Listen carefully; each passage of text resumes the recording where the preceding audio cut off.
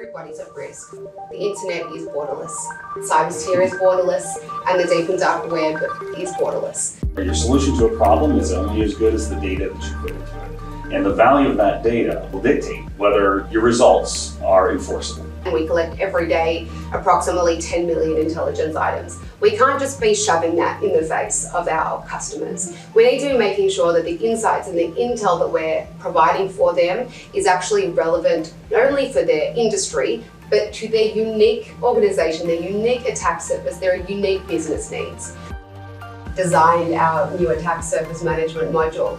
It's like a cyclical process that's continuous. It's the discovery of the connected assets, external and internal, to provide that internal organizational context of what's happening internally inside the business, the scoping of the attack surface, of your unique attack surface, so that with the ASM and the CTI, the harmonization together, the ASM almost works as a filter to sort of refine that the massive threat intelligence data that we collect all the time, to filter it according to their own unique attack surface, their own unique threat landscape, to make sure that the intelligence insights that they're consuming are only the ones that are the highest priority and the highest risk. Data that can be used to enforce policy and to enforce security controls individually in a preemptive way is unique in the marketplace. It's the first offerings, first of its kind, to offer that level of risk intelligence.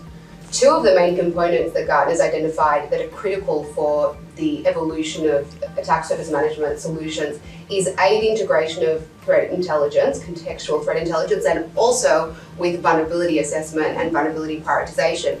And that together sort of forms this basis for the continuous threat exposure management program. You need to be proactively looking for the areas that you could be exposed in so that you can preempt them before they actually attack you. What we're seeing is a decline in the total number of compromised credit cards offered for sale in carding markets, which in previous years were probably one of the biggest threats to the financial sector. A lower barrier of entry for threat actors or new criminal organizations, new exploits being found.